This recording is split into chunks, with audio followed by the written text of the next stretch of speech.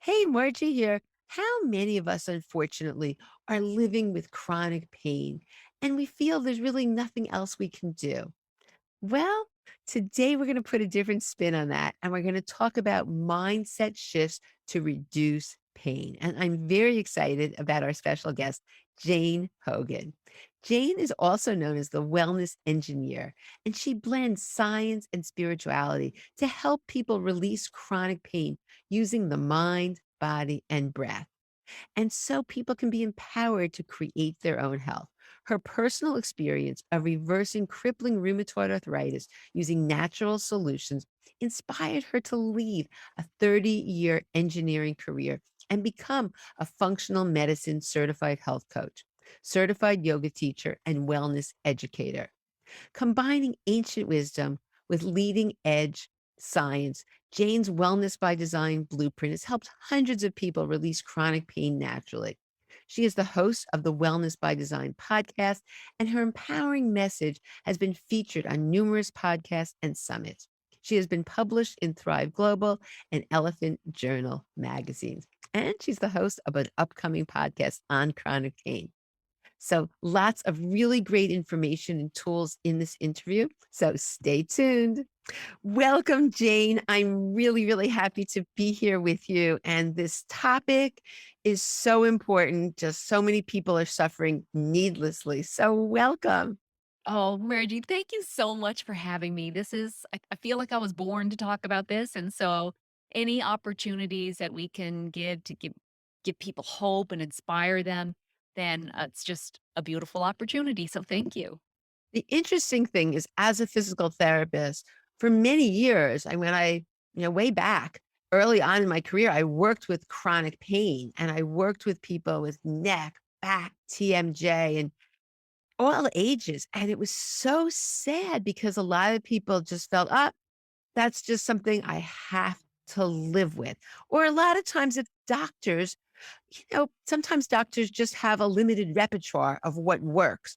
Mhm. And so when they do their, I'm just sorry, that's what we can do. So there's so many people feeling they have to live with chronic pain and they don't even realize the opportunity and what's available. So what I'd like you to start with is, have you found it's possible to release chronic pain? And, even people that feel they have to live with it and have had it for many years, like how would you answer that? Well, first of all, I guess it's part of it is looking at pain differently. We look at pain, most of us, as a foe. It's we got to get rid of it and let's suppress it and stop it. And really, pain is like our body's way of talking to us. And so to see it in that light as my body is talking to me through pain and it's calling for my help, we know that the body heals, right? We've got these amazing bodies that, like, you get a little cut, it heals. The body wants to return to homeostasis, wants to heal. So it's just sending us a message. That's pain as a message. And it's actually, I mean, people might find this hard to believe, but and I certainly wouldn't have thought this when I was at my worst with rheumatoid arthritis and just like crippled up in pain, that it's actually a gift. It's actually a gift. And I've come to see it as a gift that's calling you to be a better version of yourself, because the version of myself that I was before was the version that created the pain in the body. So I'm created a new version of me that then isn't in pain, and that's what I help people with. So it's kind of funny that to see it this way, and I'll kind of stop there and see where you want to go with this. Okay. So I just want to tell everyone, Jane did another podcast episode quite a while ago on arthritis and joints and joint pain, and where you did tell your story. But I think it's so important because everyone's on the like, what happened? And I think maybe let's go to your story a little bit so people understand, why you're so passionate about this and what's possible because this happened to you and it was a gift. And I know it sounds crazy, but I also believe that our biggest challenges are our biggest growth opportunities. And so, just like you said, with the gift to figure out what else is going on and to be able to move from there. So, yes, tell us about your story so we can understand more of the details, why you're saying what you're saying. I love what you just said, Margie. That's why we're friends because we've got that same philosophy. So, yeah, I mean, I had a very stressful year, and I after the stressful year or kind of yeah, And right at how the end long ago was this, Jane? it was in 2016. So Okay. my mother had died in 2015. It was sudden. We were best friends. I had to deal with all the house, the property while I was grieving. It was just an awful year, family tensions. And at the end of the year, sort of before I had kind of finished up with things, I started getting this joint pain and it would migrate, but it would be really bad. Like my arm would have to go in a sling. And I was, anyway, it was really bad. And then I thought, okay, once the house was sold and I dealt with all the contents and I took some time off work and just, I would be okay. But I did that and I wasn't okay. I got worse. I got to the point where I could hardly walk. I couldn't turn door handles. I couldn't, like, squeeze shampoo out of the bottle.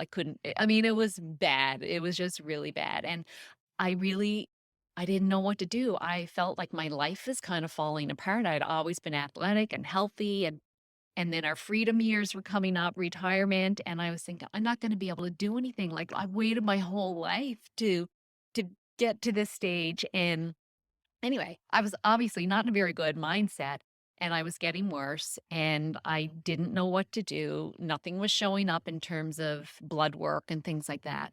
But my doctor, I'm so fortunate I had this family doctor, conventionally trained doctor. But she said, sometimes food can be connected to joint pain. And I thought, well, no, that's kind of crazy. But I really didn't know what else to do, so I just did what she said. So she said gluten and dairy were the main ones. So I just cut them out cold turkey, and I had like a big reduction in pain within 5 days. And so, Margie, like I went from then to being like a victim to being empowered. And around that time when I was feeling at my worst, before I started with the food, I also had this moment and I don't know. I don't know if it was a calling from my soul or I don't know, but it felt like a download that said, you're not meant for this. You are not meant to be in pain. You will figure this out and you will share it with other people." So here I Ah, am. I Here I I'm a big person. It's funny because I just taught a class last night, 2 nights ago on, looking for signs in my happiness group and, just like, oh, be open to messages. Look at that I message. know. Wow, Jane, that's amazing. Love Well, it. I think when we're at rock bottom points, right? That's when we're totally open. We surrender.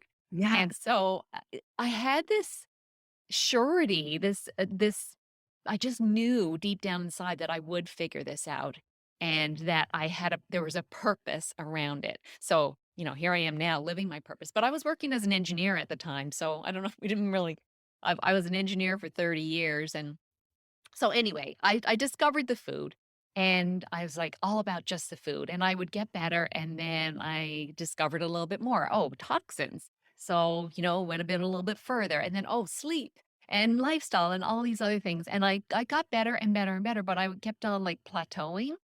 And then I thought I want to learn more about functional medicine. So part-time, I trained to become a functional medicine certified health coach, learned a lot every week or every month in that program, there was a section on mind body medicine. And I'd kind of known, placebo effect had always been really interesting to me. And so I started learning more about mind body medicine. And then I learned, okay, the mind has such a powerful component.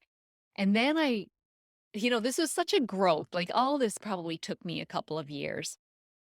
And then I got to the point where I realized it wasn't just this stressful year that was a tipping point, but really my whole life, Margie, I was a perfectionist. I was a people pleaser. I did everything that people wanted me to do. I wanted them to like me. I realized, and I know where it came from, some lowercase trauma in my childhood where I didn't feel good enough. That's where those feelings come from. And those feelings of not feeling good enough and always like just like, okay, I got to do more to be good enough. That creates stress in your body. It creates stress in your body. And so I was carrying around this low grade, maybe high grade kind of stress my whole life. And then I had this tipping point, which kind of in that year, it ignited, I think, some of this childhood stress that I had. And it sort of all came together. But I see it all as a gift. I don't look back on it and say, oh, how awful these things happen. I see it all as a gift because it brought me to where I am now, speaking to you at this moment and this beautiful opportunity to share this with other people. Oh, I love that. So you were actually diagnosed with rheumatoid arthritis, though? Yes, along the way, Diagnosis. yeah. Yeah, yeah. But So I never did take any medications because at the time I said to the rheumatologist, like, "I'm doing this other stuff and it's working, so if you don't mind, could we hold off?" And so I did, and I never did have to take any. yeah, that's quite amazing. Because a lot of times people think, okay, they go to the doctor, they get the diagnosis of rheumatoid arthritis, and they just think, "Oh, it's a genetic thing," or "It was in my Yeah. genes," or, and a lot of ti and I think what's so interesting, and I know this is something that you talk about, is that we aren't a victim of our genes. Even if, every family member had this, you may have genetic predisposition, but what's your thoughts on that? Well, with the Human Genome Project, they realized that less than 2% of our genes are responsible for permanent coding, and the rest of them are like on dimmer switches, right? They can dim up, dim down, depending on the environment. And the environment includes, well, the environment that we're in, the air we breathe, the food we eat, all that kind of stuff, but also the environment within our body. The thoughts that we think create feelings, which are literally vibrations in our body. We know we can feel love. We know what it feels like to feel nervous, right? We know that feelings create vibration in our body, and then our cells are responding to that. And our cells are constantly reproducing and turning over and so recreating. So if they're recreating in a stressful environment, that's not a supporting environment. So getting back to illness, so there's like very few illnesses that are actually genetic. There are some, but most of the others, it's a bunch of genes that will dim up or come up. They'll turn on. And so it takes several. I've heard I think Bruce Lipton says there are at least 12 genes that require to be turned on for cancer, for example. With autoimmune conditions, there's many genes that have to be turned on for it to manifest. So, yeah, it seems like there's a predisposition in family, but why is that? Maybe everyone's eating the same thing. Maybe everyone's the mindset that we get, the programs that we get are the same that we think about all the time that create the same beliefs. And then that's our thoughts, our feelings, and vibrations in the body. So, yeah, no one's a victim of their genes. Very few people are a victim of their genes. And that's such good news. There's so It much is. possibility to influence this. Now let's go back to the mind a little bit because that's something I can't even get over it from my whole career as a physical therapist because I would see, muscle spasm and I would actually see the physical manifestations of pain and other things. And when mindset changed, oh my goodness, you could just see, and feel, and it was really quite amazing. So, is that one of the first things you deal with in terms of, or I guess it has to be a part of your whole program. Oh, absolutely, absolutely, and a lot of people come to me thinking, "Okay, what diet do I need to follow to get rid of this pain?" I'm like, "Okay, let's just how do you feel when you're eating? What are your thoughts?" Like, first of all, just feel calm and feel good while you're eating, and then at least you can get the nutrients because you'll be digesting properly. So they can be eating like a fantastic diet, but if they're like, "Oh, I hate this food," or just watching the news while they're eating or looking at their phones and that creates a stressful environment, so you're not gonna digest well. But can we just stop there for one Yeah, second? yeah. This is so important. Everybody who's listening who has osteoporosis or concerned about their bones, this is key because so often people are just exactly like you said, Jane, people are shoving their food down and the body thinks it's stress. And so what happens? It shuts down. So I know. you cannot be absorbing nutrients just because you're not relaxed and not, or have 10 different things on. Am I right? Oh I my used to do gosh. that. I used to have maybe the news, maybe I was reading a magazine, like so all this different stimulation way back while I was shoving food in. That was I was the crazy. same way, Margie. I was a super fast eater as well, and I, like, didn't take lunch breaks, and I mean, even now, I have a reminder. My husband and I've got a candle, so I think, like, relax, savor, and chew your food. So we light a candle to remind ourselves to relax, savor. I've got a little figurine of roses because it reminds like stop and smell the roses, stop and taste and enjoy your food. And then I've got this other little figurine of like a Buddha with his hands in his lap, and that reminds me about the chewing thing, right? Put the utensils down, put my hands in my lap, and chew my food, like help our body do that digestion, help our body absorb the nutrients in the food that we are eating. Like, don't even worry about like all these other things in the beginning. Just focus on that. That's a beautiful starting Can point. you say those 3 words again? I love this. Say them again. Relax, Yeah. savor, and chew. Relax, savor, and chew. I love the 3 of those, and I love that you have little things to remind you. This Mhm. is so powerful. If people just do that, it's gonna make and they're all been proven. It makes such a difference. I love that change. I heard something about, everyone talks about the Mediterranean diet and how like it's associated with longevity and stuff. But in the Mediterranean, they tend to sit around and enjoy family meals together. And so I wonder sometimes, is it that really that's working? The fact that meal times are enjoyable family times. Well, and mostly they do linger over their meals. It's an event, right? Not like some of us that are rushing through things all the time. Yeah, I remember when you're physically working in the hospital, you had so many patients to see, and so literally lunch was just a matter of shoving the food in as fast as physically possible so you could get to the next patient. Can you imagine? But now I do the exact same thing. I stop, I breathe, I do my gratitude, so I get myself chew my food because it's life changing. These things are free, and just like you said, it can make such a big difference. So everybody, those 3 words are very powerful. Love You them. know what? I think most of the things that create healing in the body are free.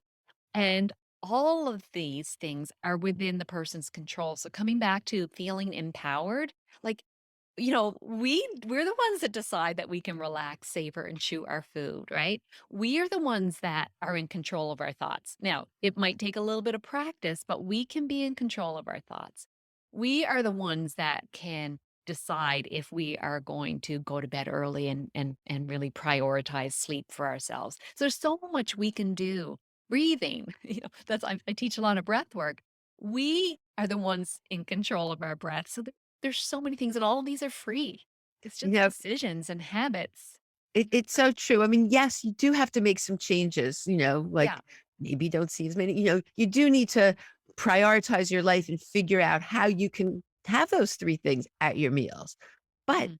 think about that, life changing. If your pain's gonna be reduced, your whole life's gonna change and you're gonna absorb your nutrients, you're gonna be healthier, your bones are gonna be healthier, every aspect of you is gonna be better. Okay. So I love that. So let's talk about though, when you shift your perception, how does that really work that the pain can be released?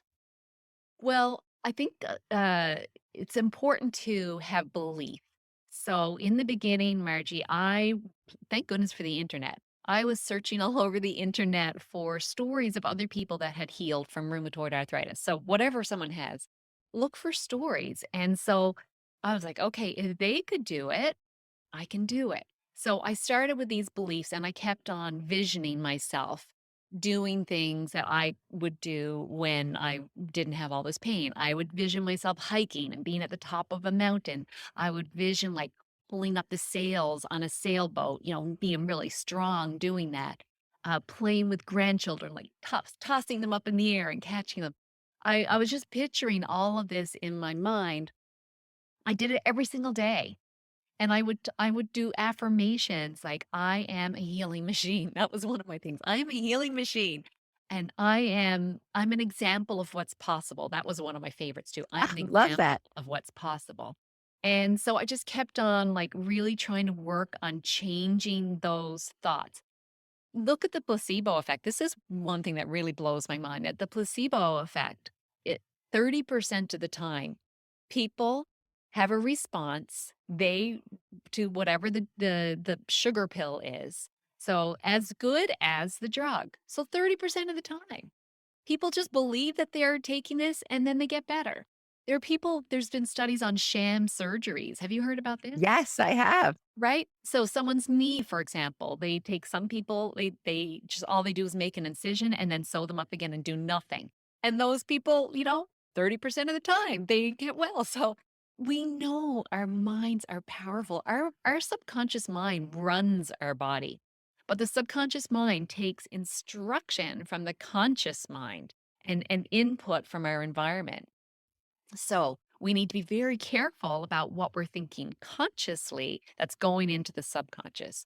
And then the subconscious mind, we have a lot of beliefs that get put there before the age of 7. When things happen to us, or we interpret the way something happens as a certain way. And so we may need to reprogram some of those. You can do that through repetition. So that's the affirmations, the journaling, the looking in the mirror, and the visioning, all of these things. And then you can also do like meditation, right? Anything that you can get these programs in there. So meditation and like this time right before you're falling asleep and when you wake up, our brain gets in a very suggestive state, like hypnosis. So we can put new things in there when we're in that state. So that's another way to do it. Oh, I love that right before bed to really and I'm a big believer in manifesting and it works. I mean, there's not Yes. even a question. And it's always, I'm just always amazed, person after person after person and situation. And it's just and it's fun. It's just incredible when, Exactly. by changing how you view things and just like you said, your perception. Well, two things. So first of all, the most exciting thing that I can't wait for you to tell everyone about this is that you need tools. It's not as though like people are listening, yes, but how am I going to do this? So why don't you share about your summit where there's so many tools available to people? And I know I talked about, mindset and different things and shared different tools for our interview, but you have so many people there. So why don't you share a little bit about what you created? Because this is available and this will give you tools. And I think, you know, it's all great, but we want to know where to start and how can we do this? And these are good. You gave us some amazing things that we can all get started on, which I think, each thing is fantastic. Well, so it's called the Becoming Pain Free, Healing the Root Causes of Chronic Pain. It's an online free event. It's free from July 18th to the 24th. And I'm so excited about this. Margie, this is like everything that took me years to discover. I wanted it all to be in one place because I didn't want other people to take as long to figure things out as I did. I wanted them to have all the tools right there. And so I've got so many great people. I interviewed 48 experts. You are one of them. And there's people that are talking about food and lifestyle, nutrition, intermittent fasting, and ketosis. So there's that kind of thing. There's people talking about gut health, the gut brain connection. There's people that are talking about stress and trauma and the mind, the power of the mind. And there's a whole day that's dedicated to specific conditions. So I've got someone that's talking specifically about Lyme disease, fibromyalgia, autoimmune conditions, arthritis, and more. So that's fantastic. I've got people that are talking about like what I would call sort of the alternative things. So things like tapping and traditional Chinese medicine and healing with these beautiful crystal singing bowls. And I mean, that these are vibrations, right? So they do create vibrations in our body. And as I explained, our cells respond to those. So, yeah, it's just fantastic. And what I really love is so many of the speakers did like a little experiential session. So the audience can get a little taste of what this modality is. And then they can feel it like for themselves and feel good for themselves and know that I can do this. There's a tool there that can help me feel good. And honestly, feeling good is how you heal. I think that's so exciting because it's a smorgasbord and every person is different. And what resonates with one person, what's going to help one, there's no cookie cutter approach to this at all. No. one food is another man's poison. It's just Exactly. but the fact that you have so many different people and so many different modalities and so many different ways that people can, and I'm such a big believer in not getting into overwhelm. Like, oh gosh, Exactly. 48 different things. No, you can do it, see what resonates with you and pick one thing. One thing. It's just so after my summit, I've just been so amazed at how people were able to change their lives. And I'm so excited because that you have all these people actually giving them, p- different things that they can do so they can see how does that feel? Do they like this? Do they want to pursue Mhm. that? And it just opens people up to things that they had no idea about. Oh, I have to listen to the singing bowls. That's something I'm so interested in. And I've done it once or twice, but it's something I love actually.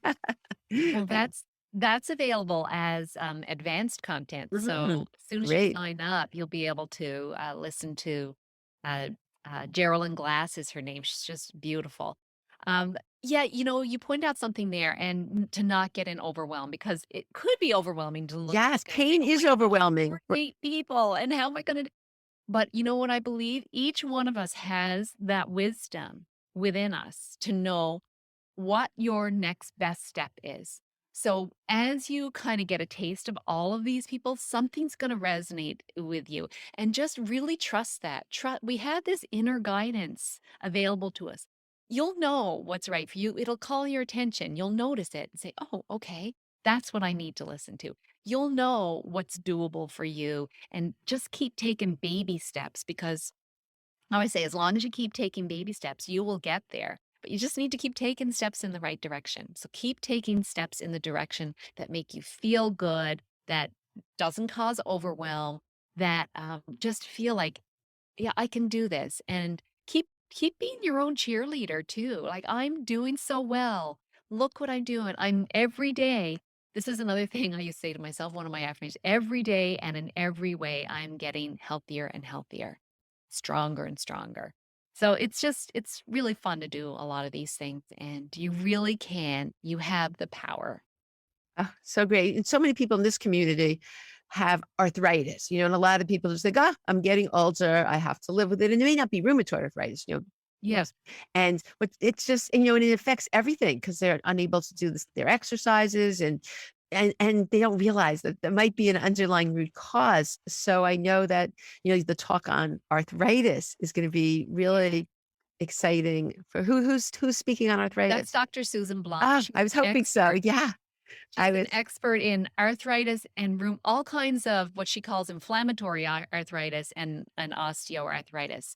So yeah, she's fantastic. And you mentioned movement. I've got several people doing movement things and how critical the spine is and posture. Uh, you know that. And yeah, there's just so many great tools available. I'm just so excited about this summit. I feel like it's Yeah, the I'm so excited. I'm gonna come to it as well because Susan Bloom, I love Dr. Susan Bloom, and I've heard her speak many times. And I think her information is things people don't know about arthritis. And I've seen so many times people change their diet and different things, and just like what happened with you. And all of a sudden, oh my God, my bones are getting better and I don't have any pain from arthritis. So I love, can we, before we end, I just want you to share. You don't know I'm going to be asking you this, but there's a practice you do that you post that is so incredible.